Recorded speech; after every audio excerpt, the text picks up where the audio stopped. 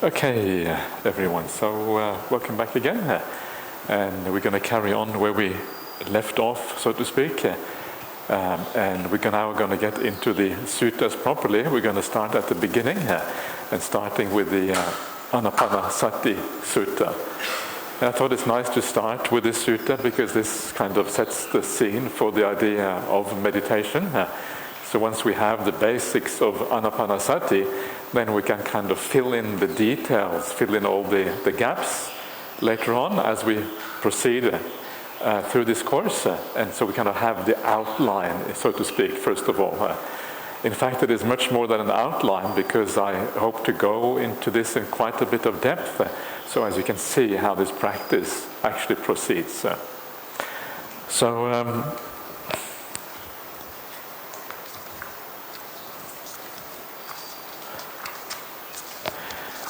Okay, mindfulness of breathing, Anapanasati Sutta. It is a long sutta. This is the main extract of the sutta which comes here, and we're going to have a look at the main details. Just one. So one of the first things I just want to discuss very briefly is what are the suttas that are important. How do we decide which suttas to read, which suttas not to read? So one of the first things we want to do is to have just to decide what suttas to read. What are the suttas we should take as the main suttas of the Buddha? Because we have 4 main nikayas, and then we also have the Khuddaka Nikaya. It's a vast kind of corpus of suttas. They are thousands and thousands. And because of that, it is useful to know where the focus should be. What are kind of the main things to consider and look at? And one of the kind of pieces of advice that has been given by many people, which I think is very important and useful piece of advice, is to remember that the suttas that the Buddha speaks again and again, the kind of things that are part of the 37 Bodhipakya Dhammas, the Sattatingsa Bodhipakya Dhammas, these things and the suttas that the Buddha speaks in many different places to many different kinds of people, these are like the core, the essence of what Buddhism is about.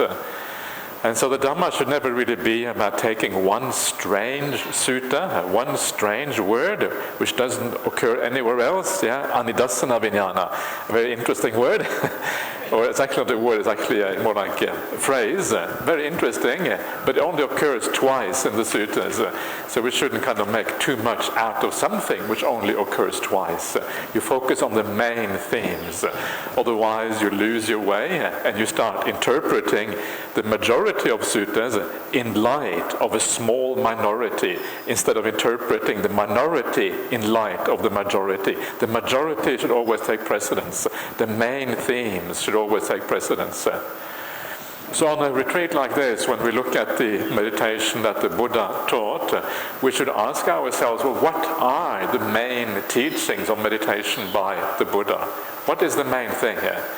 And I would say that perhaps most central of all in the suttas is the idea of mindfulness of breathing, Anapanasati. Very important. Why? Because it occurs in many different places. There is an Anapanasati Sanyutta. One of the discourses we're going to have a look at now is like the main sutta on Anapanasati from the Majjhima Nikaya number 118. So it is something you find in a number of different places.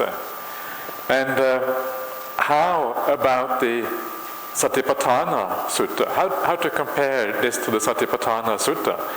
Well, the Satipatthana Sutta in the Pali tradition occurs twice. You have the Satipatthana Sutta, Majjhima Nikaya number 10, and then you have the Maha Satipatthana Sutta, Digha Nikaya 22.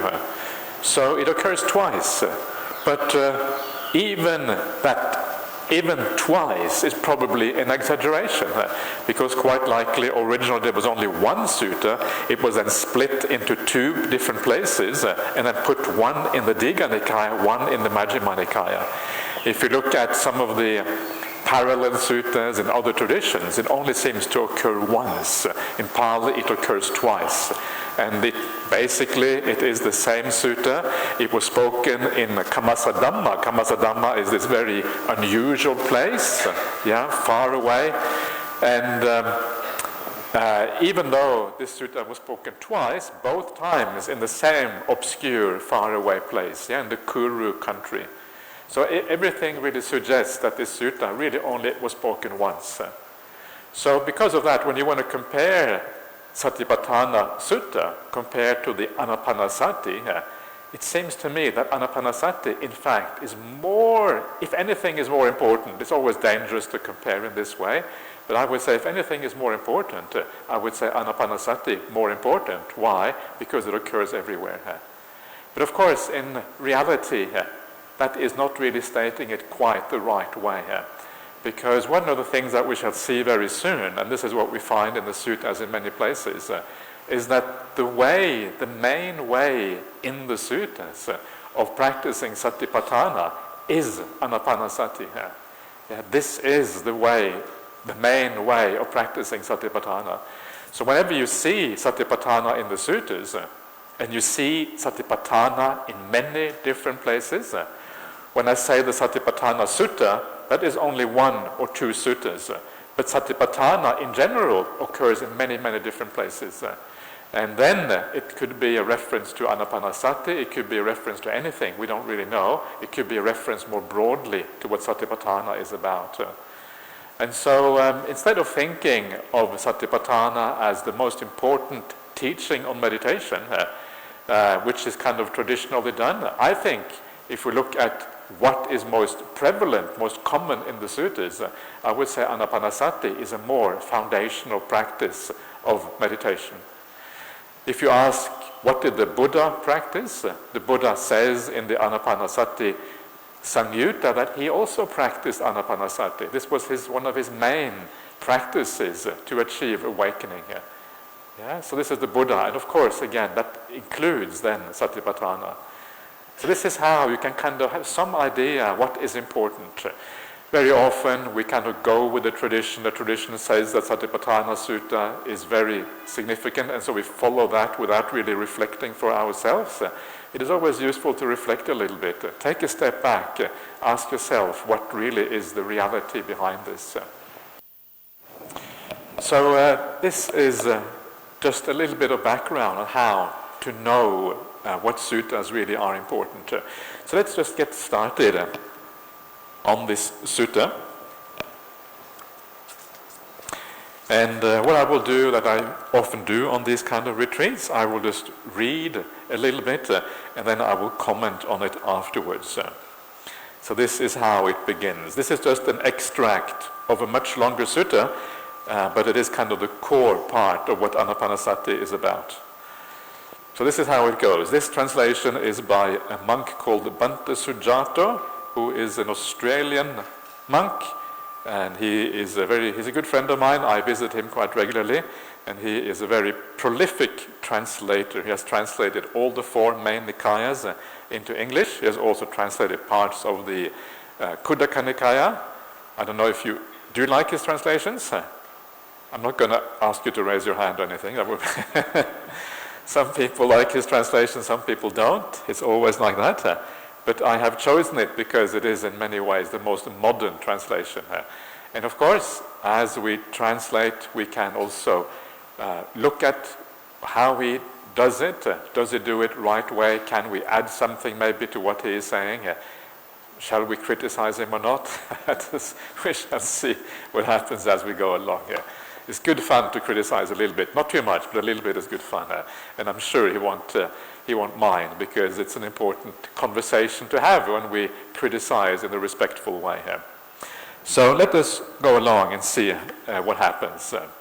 So I have heard, At one time, the Buddha was staying near Savatthi in the eastern monastery in the stilt longhouse of Megara's mother, together with several well-known senior disciples, such as the Venerable Sariputta, Mahamoggallana, Mahakassapa, Mahakachana, Mahakotita, Mahakapina, Mahachunda, Anuruddha, Revata, Ananda, and others.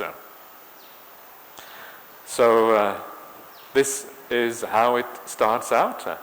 And sometimes even the way that the sutta starts out is kind of interesting, because it gives you some kind of information about the setting, about what is going on. So it's often useful to consider the settings a little bit. And one of the, of course, interesting things here is that you have the names of all these great disciples of the Buddha. These disciples that you see here are some of the most eminent disciples of the Buddha.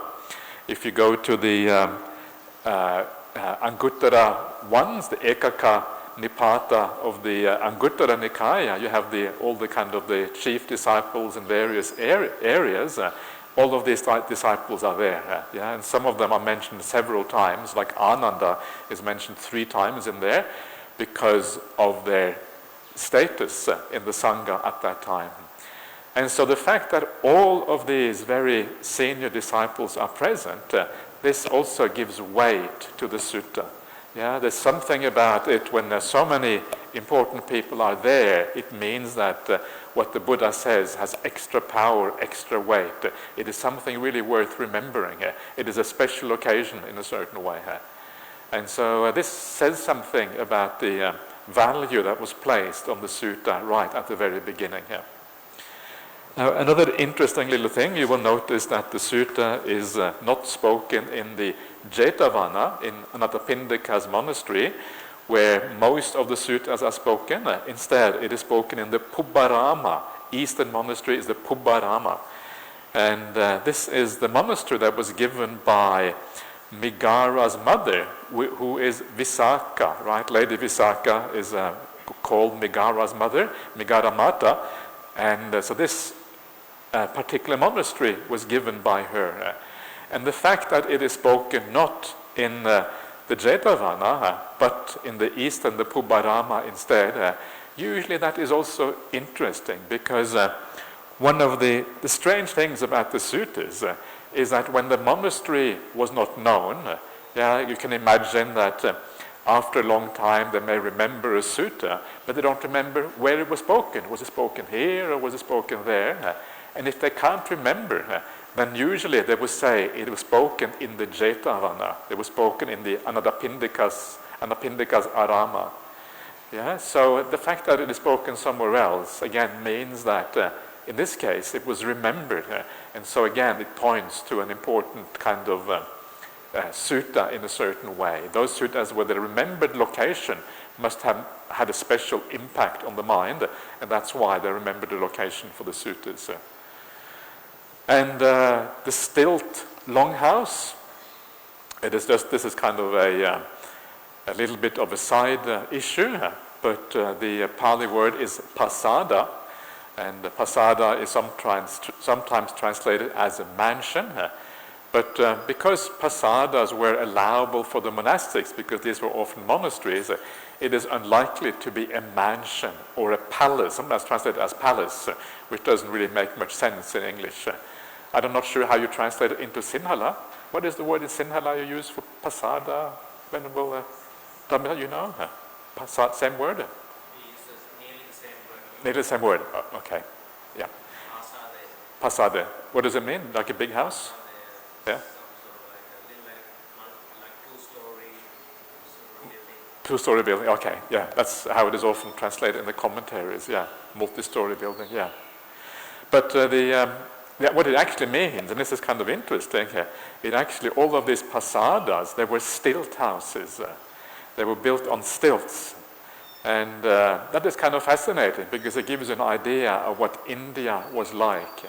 Sometimes when we go to India, we find that there is very little archaeological evidence from the time of the Buddha. There's very few things. When you go to Savatthi, what you see in Savatthi, you see the kind of great embankments around the city. Yeah, when you go to some of the other cities like Kosambi also, you can see the great embankments.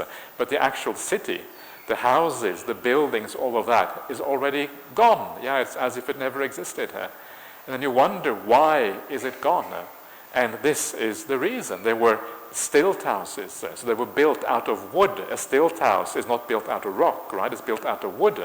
And so when the fires came through, or the monsoon came through, or it deteriorated because of the weather, it was rotting and all of these kind of things, it would disappear within maybe a few hundred years, maybe even a few decades, because of the climate of India, but it would not last for a very long time. And so when you go today, you go to the Jetavana, you go to Savatthi today, what you find is the buildings you find now, the ruins you find now, are actually from a much later time. Yeah, the ruins of all the bricks that you see would maybe come from maybe 1,000 years after the Buddha or something like that. Everything is much later. So this is the reason. So sometimes we think that, how come there's no archaeological evidence? And sometimes that's kind of a bit, you want to travel to India, you want to see the sites, you want to see what it was like at the time of the Buddha. But unfortunately, a lot of it is gone, so you can't really see that. And this is actually the reason for that. There is a word for bricks in the suttas, and the word for brick in the suttas is ginjaka. So you have the famous Ginjaka Vasata. The Ginjaka Vasata is the brick house. It is the brick house. It sounds like there was only one brick house in all of north of India. The brick house. It was the Ginjaka Vasata. And this is an ancient word that means brick. Later on, the word for brick was itta. So when you see the Vinaya Pitaka, itta is used all the time for brick. But in the suttas, this Ginjaka is the most ancient word. And so in the very earliest period, bricks were very, very rare and very unusual. And that's why we don't find any remains from that particular time. It doesn't mean the Buddha never existed. The Buddha existed. It's just that there's no archaeological evidence. Not sure if you find that interesting, but whether you find it interesting or not, you've heard it. So that's how it goes. Anyway, so that is a bit of a sidetrack. So now let's come back to the idea of why we're here, which is the mindfulness of breathing here. So then there is a long section on how the various disciples did different techniques of meditation, and then it comes to the very end, and then it comes to the Anapanasati, which is the last kind of meditation mentioned by the Buddha. And now the rest of the sutta is about Anapanasati here. And this is how the Buddha starts out. Mendicants, when mindfulness of breathing is developed and cultivated, it is very fruitful and beneficial. Mindfulness of breathing, when developed and cultivated, fulfills the 4 kinds of mindfulness meditation. The 4 kinds of mindfulness meditation, when developed and cultivated, fulfill the 7 awakening factors. The 7 awakening factors, when developed and cultivated, fulfill knowledge and freedom. So this is like the background, and this is the reason. Again, you can see the Buddha sets up the idea of Anapanasati as really important. If you practice this very humble practice, watching the breath, it's a very humble kind of thing. Just the breath, nothing else going on, very simple, nothing fancy, very down to earth. And this is one thing I always liked about the idea, Theravada Buddhism, or if you like, early Buddhism. We can call this early Buddhism because we're going back to the suttas. What I really like about it is that it's very down to earth. It's very practical. It is not highfalutin. It is not about all kind of visions, all kind of ideas, all kind of fancy meditation techniques. It's very sort of grounding. If you do fancy to sort of special or whatever, sometimes you can lose your contact with the reality a little bit. You can kind of become very immersed or engaged in your own mind into artificial ideas. But when you stay with the breath, it's very hard to kind of get taken away from the present reality. It grounds you. It kind of gets you back to reality. And this is one of the beautiful things about the early suttas, and that's why I don't really like all of these fancy things. It tends to take us away from the reality, take us away from the here and now, what actually is happening here. This doesn't mean that there are no kind of very special things in Buddhism. Of course there are, and that is what we're practicing for. But the focus, as we do the practice, I think should be on these very simple things. And so the Buddha reminds us that this very simple idea of mindfulness of breathing takes you all the way to Vijja Vimutti. Vijja Vimutti, liberation, knowledge and liberation. Is that what it says? Knowledge and liberation? Yeah, knowledge and liberation. And so very powerful, This is all you require, take you all the way to the very end of the path. So it starts off by saying mendicants, and this is bhikkhave in the Pali language, and the reason why he translates it as mendicant, the English word mendicant is not a very common word, but it means someone who sustains themselves on alms food. A mendicant is someone who begs for alms or who receives alms, and they sustain themselves on that. So it's almost exactly the same as bhikkhu or bhikkhuni. Same kind of word really. And one of the nice things about the word mendicant is that it includes both the monks and nuns. It is kind of gender inclusive, and that's what's kind of nice about it.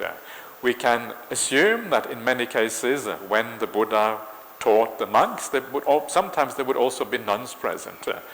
And one of the interesting things about, for example, the Satipatthana Sutta is that in the Pali it says bhikkhave, monks.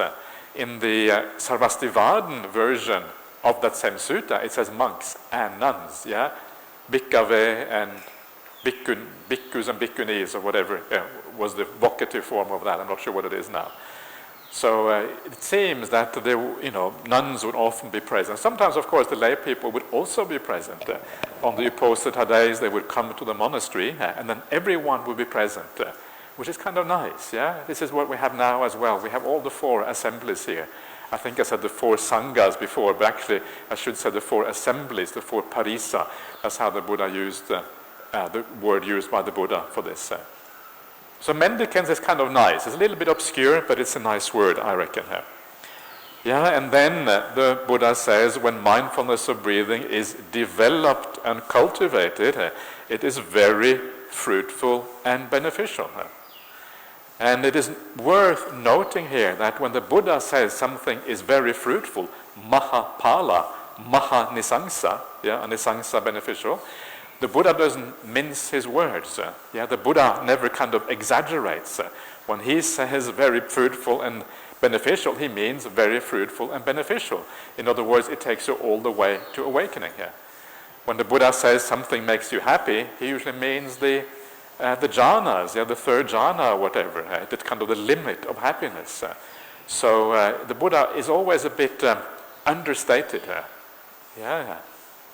So that's kind of one of the beautiful things about the Buddha. He never kind of overstates things, always a bit understated.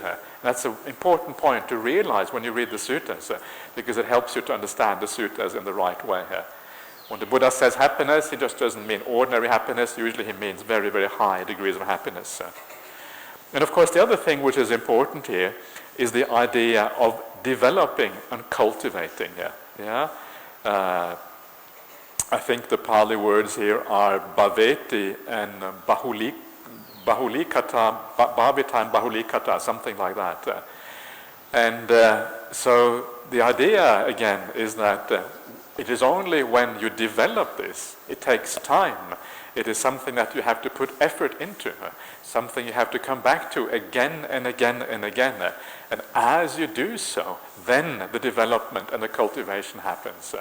It is not something that happens quickly or easily, but something that you have to work with to make it actually give this kind of fruit and result, which is the liberation and knowledge. So then, when you do the mindfulness of breathing, Anapanasati, when you cultivate it properly, it fulfills the 4 kinds of mindfulness meditation, the 4 satipatthanas. This is what is the mindfulness meditation here. And again, as I mentioned before, this is very interesting because one of the things that you realize in the Buddhist world is that there are so many different ways in which Satipatthana is explained. Yeah, you have the techniques of various teachers, and usually the techniques are named after the teacher. So you have the Goenka way of practicing Satipatthana. You have the Mahasi Sayadaw way of practicing Satipatthana. Yeah? And then you have other people you don't even know about, their way of practicing Satipatthana. But the question we should ask ourselves is not the Goenka way. Yeah? Okay, it's nice that Goenka does it his way, and I don't mean to criticize Goenka, and sure, maybe the Goenka way also works in its own way. But to me, what is more interesting than Goenka or Mahasi Sayadaw is, well, what did the Buddha teach? What is the Buddha's method of Satipatthana practice? And what we see in the suttas, the main kind of way, the main object of meditation that fulfills Satipatthana is always the breath meditation. And you see this in many, many places in the suttas. If you practice Anapanasati properly, it fulfills, it completes Satipatthana practice. That is all you have to do. You don't have to watch the feelings in the body. You don't have to watch painful feelings. You don't have to watch the greed in the mind and these kind of things. All you have to do is to watch the breath. And as you watch the breath, each one of the four Satipatthanas is fulfilled. Kaya-nupassana, Vedana-nupassana, Chitta-nupassana, and Dhamma-nupassana last. Everything comes to fulfillment by doing that. And this is very interesting. And one of the reasons why it is interesting is because when you go to the Satipatthana Sutta, the Satipatthana Sutta talks about Anapanasati only as part of Kaya-nupassana. If you remember the Satipatthana Sutta, Kaya-nupassana, you have 6 kinds of Kaya-nupassana. One of them is Anapanasati. The other one is Sati Sampajanya. Another one is the 4 postures. Other one, the 4 elements. Other one is the 31 parts of the body. And last one is the cemetery contemplations. The 6 aspects of Kaya-nupassana. But mindfulness of breathing is there. But then when you go to the Vedana-nupassana, it doesn't say anything about mindfulness of breathing. You go to Chitta-nupassana, it doesn't say anything about mindfulness of breathing. Dhamma-nupassana, nothing about mindfulness of breathing. And so what happens then is that sometimes you will hear that mindfulness of breathing is only Kaya-nupassana. You get that out of the way because that is like the basic meditation. And then you come to the Vedana-nupassana, you do something else, because it doesn't say anything about the breath. So you can't really watch the breath. So what you do, you watch the feelings or the sensation in the body or something like that.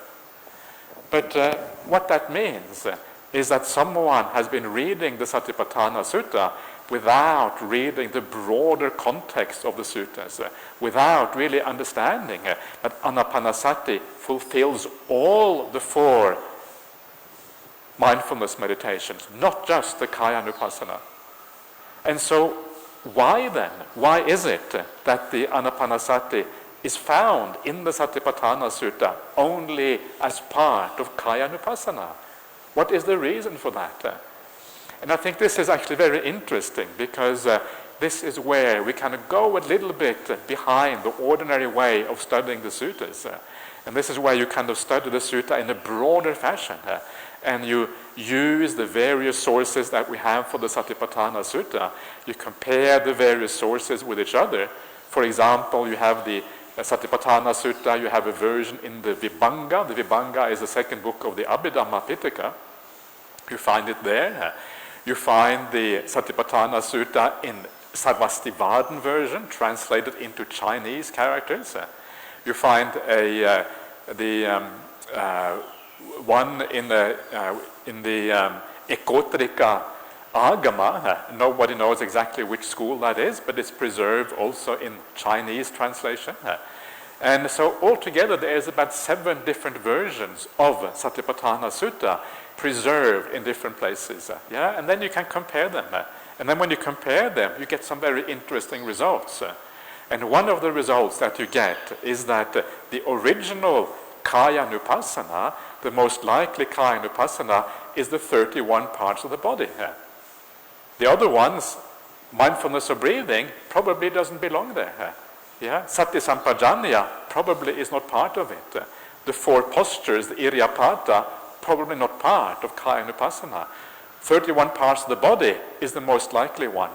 4 elements, the second most likely. Third most likely is the cemetery contemplation, because these are the ones that occur in most places. But the one that occurs the most is the 31 parts of the body. So Anapanasati does not belong to Kaya Anupassana. And the reason why it does not belong there is because it belongs to the entire Satipatthana. It fulfills all the 4 Satipatthanas. And this is very, I think, very interesting understanding of how the evolution of the suttas have happened. Yeah? How you can start when you look into the evolution of the suttas, you look at them a little bit more deeply in this way. Things start to make sense and things start to kind of come out.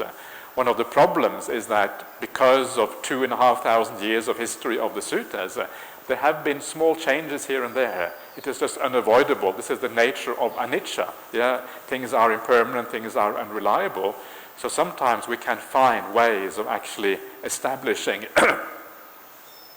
what the suttas are by looking more deeply into the historical kind of development, etc. So this is then the reason, I think, why the main way of practicing Satipatthana is Anapanasati. In fact, when you go to the Vedana-anupassana, then you go to the Chitta-anupassana, it does not say how to do it. It just says that you observe, you have the various kind of Vedana. You have the Sukha Vedana, Dukkha Vedana, Adukkama Sukha. You have the Niramisa, the Samisa Vedana, and all of these kind of things. And so you contemplate these things, but it doesn't say how you do it. It doesn't give you any context. Yeah? And so the context then is the mindfulness of breathing here. So through mindfulness of breathing, that is how you come to understand these feelings. Through mindfulness of breathing, that is how you come to understand the mind. Through mindfulness of breathing, you also come to understand the Dhammas as well, all the way. Everything is included within this. So, Anapanasati is all that it takes, and to me that is a very beautiful way of thinking about meditation. It makes it very simple. And then you may ask, and this is, I think, is a very significant question to ask maybe at this point, and I will just discuss it very briefly here. If it is the case that mindfulness of breathing is enough to fill Satipatthana, but mindfulness of breathing is considered a samatha practice very often, whereas Satipatthana is often considered vipassana practice. So how can samatha practice and vipassana practice be the same thing here? How is this possible? And the answer to that is that I think it is wrong to think of Satipatthana as a purely vipassana practice. And I think it is wrong to think of Anapanasati as a purely samatha practice. What we find in the suttas, rather, is that samatha and vipassana always go together here. Yeah, you would notice that when you read the suttas, you have samatha vipassana is one dvanda compound. Yeah, the dvanda compounds, the kind of compounds you find in the Pali language. And so they always come together. And you develop them together, samatha vipassana bhavana together. And so the idea is that if you have more samatha, you have more vipassana. If you have more vipassana, you have more samatha. And both Satipatthana and Anapanasati develops both of these qualities together, because they always have to go together. You cannot really separate these things. When you see clearly, you feel by nature you're going to feel peaceful, because that's what clear seeing does. If you are very peaceful, that gives rise to clear seeing. They cannot be separated. They are two sides of the same coin, and they always kind of develop together in this way. The Buddha never says that there is samatha bhavana and vipassana bhavana. The Buddha says there's only bhavana, there's only meditation practice, and any bhavana that works is both samatha and vipassana at the same time. So I think this modern, sometimes our modern ideas, they tend to veer away a little bit from the way the Buddha taught. It is not necessarily wrong, but the way we talk about it can sometimes be wrong. And once we start talking about it slightly wrongly, we can also be led astray because of that. So you don't have to be afraid that if you just practice Anapanasati, you're going to become some kind of samatha freak or samadhi kind of attached person. Yeah, no, it's not going to happen because these things always go together. So in any case, I'm going to talk more later on about how to develop vipassana in a slightly different way. And this is, to me, the main way that this is often talked about in the suttas. So, yeah. Anyway, that is just some ideas for you. We're going to have a Q&A session afterwards. So if you have some questions about this, please feel free to ask questions. Don't be afraid to, I'm not going to be offended regardless of what you ask, so please feel very free to ask whatever you like. You don't have to kind of not hurt my feelings or whatever. You're going to be fine. So just don't write your name on the piece of paper, right? Because that's over. Make it anonymous. So then when you develop the 4 kinds of mindfulness meditation, then they fulfill the 7 factors of awakening. Now before I go on to talk about the connection between Satipatthana and the Satta Sambojjhanga, I just said that in the suttas, it is Anapanasati fulfills the 4 foundations, not the 4 foundations, the 4 mindfulness meditations. But there is another thing that is said to fulfill the 4 Satipatthanas in the suttas, and that is the Tini Sucharitani. Tini Sucharitani, the 3 kinds of good conduct, also fulfills the 4 Satipatthanas. 3 kinds of good conduct: body, mind, and speech. And this is kind of interesting because this means that there is something parallel between Satipatthana, or Anapanasati, if you like, and the Tini Sucharitani. It makes you understand that the purpose of all of these meditation practices is ultimately to purify the mind. So watching the breath, practicing Anapanasati the right way, is to purify your conduct completely, overcoming all the defilements. So one way of thinking about that is to watch the breath. Another way to think about it is as the Tini Sucharitani, the 3 kinds of good conduct. So there's different kind of angles on this. And when you have different angles, it also adds to the kind of the repertoire, the breadth of methods, if you like, or means that we have at our disposal to overcome the defilements. It is not just watching the breath. It is about using our mind wisely, thinking about people in the right way, thinking about the world in the right way, overcoming the defilements in daily life. This is one of the most important things in daily life, to overcome the defilements of the mind. And as we do that, we are doing another thing that fulfills Satipatthana at the same time. So Anapanasati and the Tini Sucharitani kind of are talked about in a slightly parallel way in the suttas. But then the Buddha says here that the Cattaro Satipatthana, the 4 mindfulness meditations, and by the way, I should say I don't like the translation foundations of mindfulness. I think it's wrong because it is not foundations of mindfulness, it is the application of mindfulness. It is the using of mindfulness to do meditation. It is not foundation of mindfulness. Sounds as if we are trying to establish mindfulness. No, mindfulness is already established, and now we want to use it to achieve samadhi. It's a different idea. So foundations of mindfulness is, to my mind, is not the right way of talking about this. It's a slight misunderstanding of what is going on there. So this is where we get into the nitty-gritty, and one of the reasons why it was translated in this way in the past was because people were saying Satipatthana is sati plus patthana, when actually Satipatthana is sati plus upatthana, and that actually makes a slight difference in how you translate it, and also just from the general usage in the suttas. But now about why the 4 applications of mindfulness, the 4 mindfulness meditations, why it is that it completes and it fulfills the Satta Sambojjhanga, the 7 factors of awakening here. And the 7 factors of awakening, very important parts of the Buddhist path. Sati Sambojjhanga, Dhammavicaya Sambojjhanga, Virya Sambojjhanga, Piti Sambojjhanga, Samadhi, no, I forgot one. Did I forget one here? Sati, Piti, Passaddhi Sambojjhanga, Samadhi Sambojjhanga, and Upekkha Sambojjhanga. Thank you. It's good I have some people to help me out here, otherwise I'll be in trouble.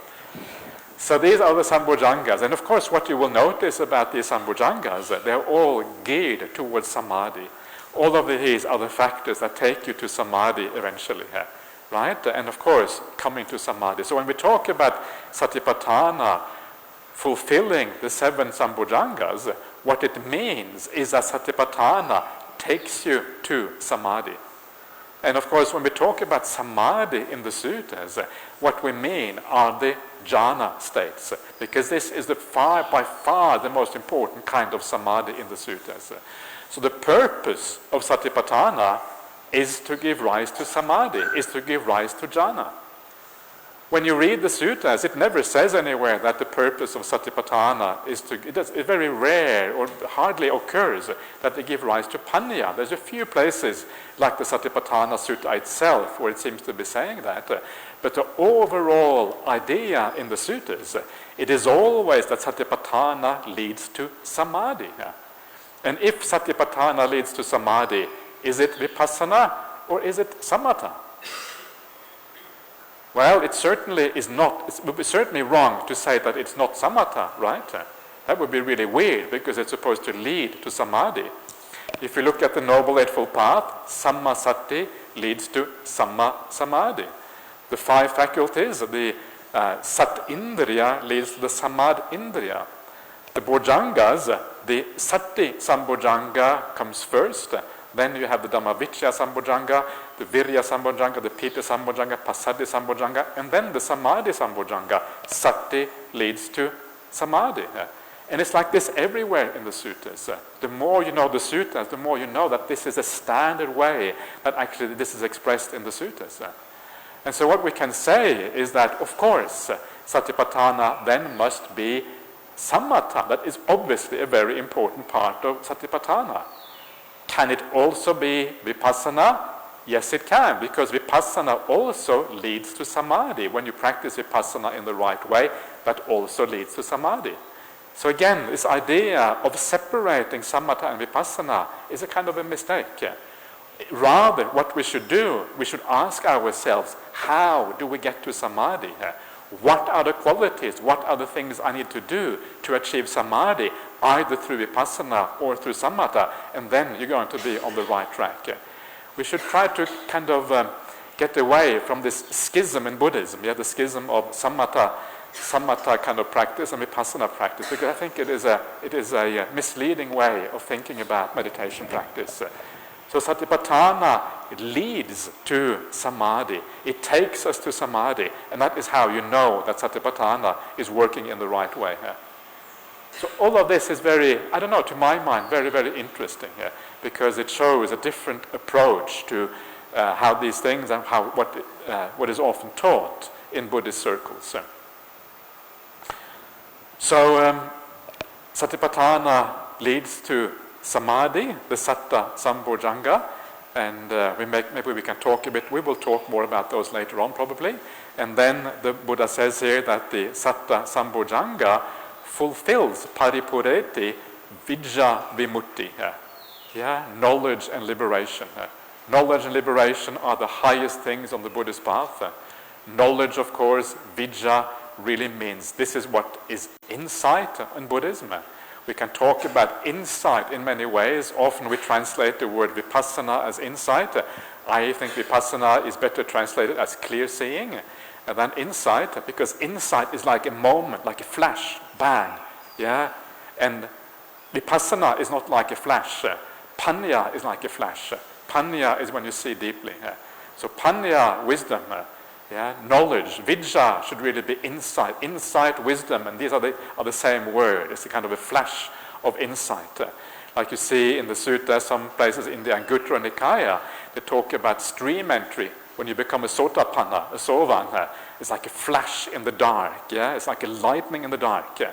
It's like the light goes on. You see for a moment, and the darkness kind of comes back again. You lose that flash, but you remember it for the rest of your life. And so vidya are the real insights on the Buddhist path. This is what we live for. This is the insight into the three characteristics, anatta, anicca, dukkha. Yeah, this is what we're looking for. This is the insight of arahantship. And of course, what that means is that you get liberated. Yeah, vimutti is the idea of liberation. And I think it is really worthwhile contemplating these words a little bit, like vimutti. These are very powerful words. If you understand these words in the right way, they are used for a specific purpose. One purpose is to give us an understanding intellectually of what is going on. Okay, you are free from something, you are whatever. But to be free is also emotionally very powerful.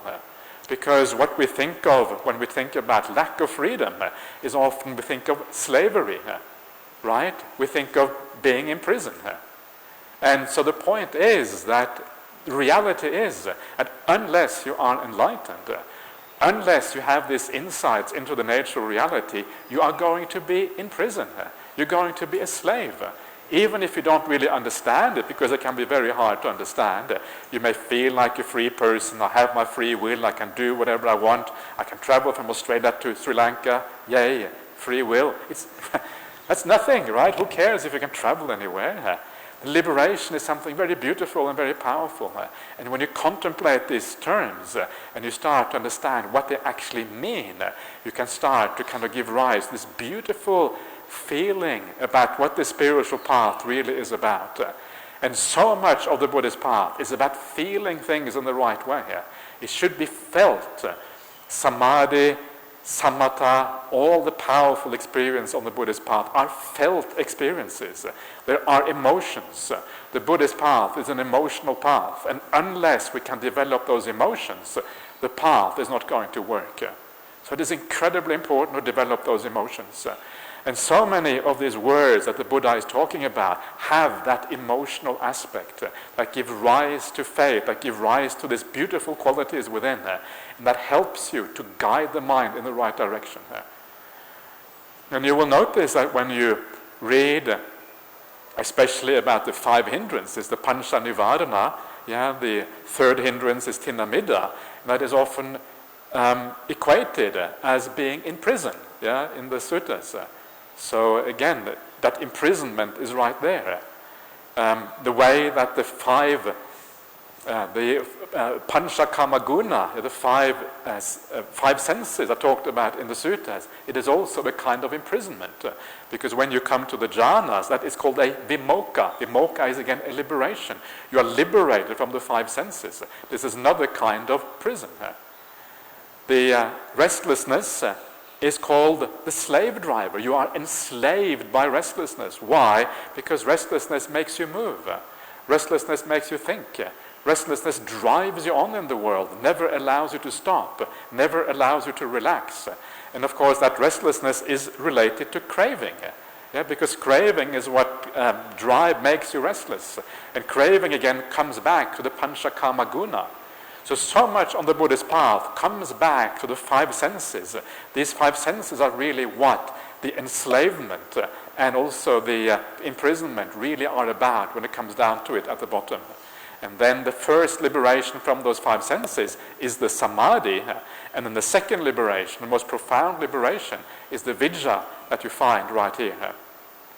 2 kinds of liberation. One is just the liberation from the 5 senses. The second liberation is also the liberation from the I am, the asmiman anusaya, the underlying tendency to the conceit I am. Asmiman anusaya. Beautiful and nice little phrase that you find in the suttas a lot. So this is what it is about, And this, watching the breath, takes you all the way to liberation. All the way to freedom from all the oppressions in the world, all the slavery in the world, all the imprisonment in the world. And what a marvelous thing it is that we have this very simple technique that takes us on this practice in this way here. So please, I would really recommend you to try the Anapanasati practice. Whether you are a monastic or a layperson, it is sometimes more difficult for lay people, but it is still worthwhile, especially when you come on retreats like this, because it has such a powerful effect when you get it in the right way. And certainly for monastics. And what you will find, of course, is that if it doesn't work, if it doesn't have the effect that you think it should have, if it doesn't progress according to the progression that we will see in the sutta later on, then you have to ask yourself, why is it not progressing here? And so much of our wisdom in Buddhism comes when we ask the question, why? Why doesn't it work? What is going on there? And so I would really recommend you to, at the end of every meditation, whenever you meditate, stop at the end and ask yourself, what happened? Why did it work? Why did it not work? How mindful was I? Did the meditation proceed properly? If it proceeded properly, what did I let go of? How did I let go? How does letting go happen? And you realize that letting go is often so simple. It is just about relaxing sometimes. Yeah, it is about nothing at all. You think that letting go is something that you have to do, but no, it is something that often happens just by itself, as a matter of course. So when you review your meditation in this way, you start to understand how the mind works, how it enables the meditation, and you start to realize how simple actually this path is. You should look at the perceptions that you have, and you will realize that certain perceptions enable the meditation to happen. Other perceptions don't work. And that means that in the future, when you meditate, you can establish those perceptions at the beginning of meditation.